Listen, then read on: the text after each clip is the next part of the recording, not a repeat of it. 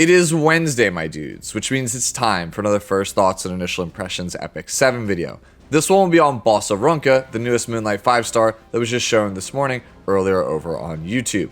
This is the third First Thoughts and Initial Impressions video of today here on the channel. If you haven't already done so, make sure to check out Victorica as well as Guard Captain Crow, both of which will be linked down in this video's description.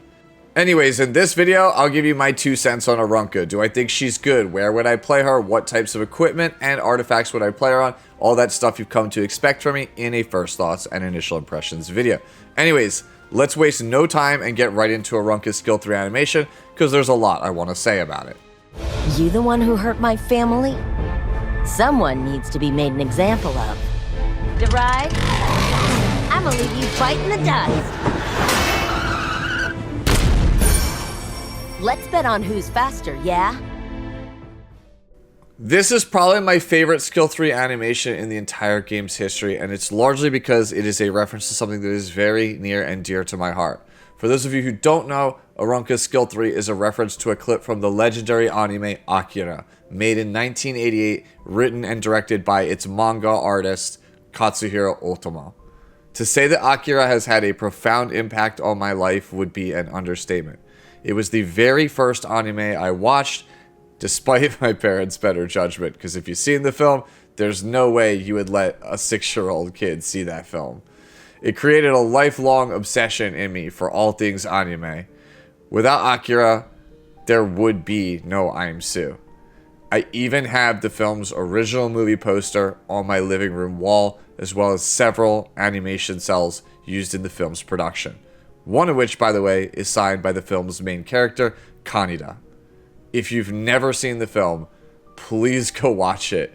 It holds up well despite being a nearly 40-year-old movie, and it spawns some pretty spectacular memes. So yeah, independent of anything else we talk about today in this video, I'll be pulling for Boss Arunka. Moving on to Boss Arunka's stats, she is a Light Knight of the Capricorn zodiac symbol. Her stat line is unique to her. It is the 5-star stat line of Green Armin.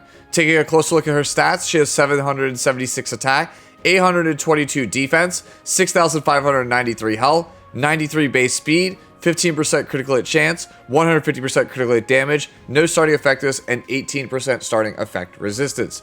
This translates to the highest defense in all of Epic 7, and arguably the tankiest stat line as well in all of Epic 7, rivaled perhaps only by Empyrean Ilinab.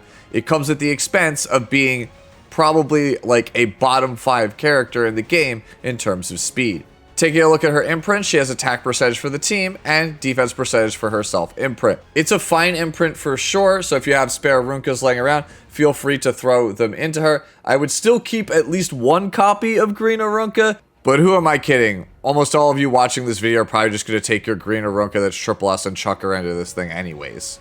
You already know the drill. Before we talk about Boss Arunka as a character, let's go over her kit so that way we're all on the same page. Let's start with her Skill 2 passive, Vanguard of the Silent Expanse. At the start of battle, and at the end of each turn, when Arunka is in the front row, she will grant herself Ferocious Stand for 1 turn. After Arunka is attacked, she will increase her combat radius by 20 to 25% depending on skill level. Ferocious Stand is an undispellable buff that says allies except for Arunka cannot be selected as the target for attacks. That bears repetition. Allies except for Arunka cannot be selected as the target for attacks. After that doozy of a passive, we come to Arunka's Skill 3, which is Coruscated Trajectory. You acquire 2 souls upon use, and it has a 3-turn cooldown. This is a single target attack that dispels all buffs before inflicting decreased defense on the target for 2 turns. It also grants a defense buff and barrier to Arunka for 2 turns. Damage dealt as well as barrier strength increases proportional to Arunka's max defense. Lastly, Arunka's basic attack skill, Road Sign Smash. It has a 60 to 75% chance based on skill level to decrease the defense of the target for 1 turn. Damage dealt increases proportional to the caster's max defense. Soulburn effect for the cost of 10 souls triggers a dual attack from the ally with the highest attack. Now that we know the kit, let's talk about Boss Arunka. And first off, let me just say, holy sh**. Epic 7 balance team. Are you guys good? If you're being held hostage, convince the art team to change ML Aria's skill icons to primarily the color red when she's released. Just use that as some kind of sign to let us know that you are okay. Give us something. Anything. We can send trucks if we need to. The player base has your back. I promise. Look, if it wasn't obvious by my repetition back during the skill read, Vanguard of the Silent Expanse is just... No, seriously. This is like the Law of Skugiheim on Harseti level of insane. You have arguably the tankiest knight stat line ever, barring Imperial Illidan, and you gave that character a passive that says your opponents can't use single target attacks until it's dead? On top of that, it gets 25% combat readiness push every time you attack her. Mind you, that's not once per turn. It's every single time you attack Arunka. So much for having a bottom 5 speed stat on the character, right? Vanguard of the Silent Expanse basically requires your opponent to play AoE attacks or you will run them over. I actually feel really bad for cleavers in this instance. What's the counterplay to Boss Arunka? You can't seal her with Newman Luna because the passive is at the start of the battle and it's undispellable. Sealing it actually makes things worse because then you turn off the combat readiness push and then you're stuck fighting her passive for even longer. This means that you're going to have to rely on AoE attacks, which we've talked about time and time again when we reference my favorite girl, Lionheart Sirmia. AoE attacks are not really super great, I feel like, in the current format. They're very risky. They open you up to getting hit by things like Elber's Ritual Sword, triggering a Dragonbride Senya passive, giving Blood Moon Haste his Grudge passive, activating Janua, and more.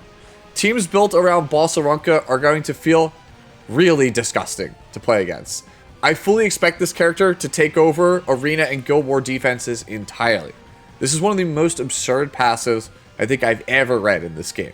And again, we put this on a character that has insane bulk and requires absolutely zero investment into speed and damage. If you're slow, please pull for Boss Arunka. I could straight up end the review right here, but I still have 2 other skills to talk about, one of which is really good. Let's talk about that one now, and it's of course Coruscated Trajectory. This move is a 2-turn barrier and a 2-turn defense buff for your tank.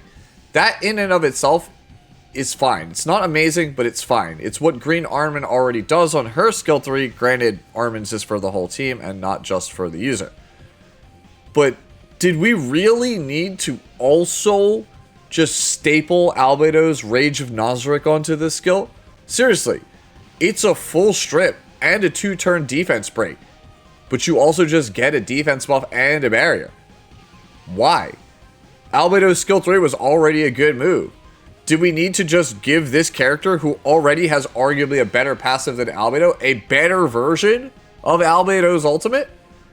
Look, again, Balance Team, if you're watching or listening, please send the signal. We can help. Lastly, Road Sign Smash. It's Alencia's skill 1, only it has defense scaling instead of health scaling. That's the quickest way I can summarize it. I don't think anyone has ever scoffed at having a defense break on their S1. Pretty sure defense breaks on S1s, in the case of Alencia, have been pretty good over the course of E7's history.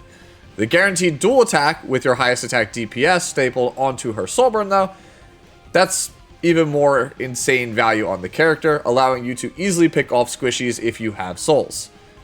With the skills out of the way, let's talk about how you build Boss Arunka. Right now, Protection set plus Immunity 2-piece set is all the rage on tanks in the current PvP meta, so I expect this to be the default mode to build Boss Arunka. She's already got a strictly better version of Green Armin's stat line, who was already quietly the 8th highest win rate hero last season with the same setup.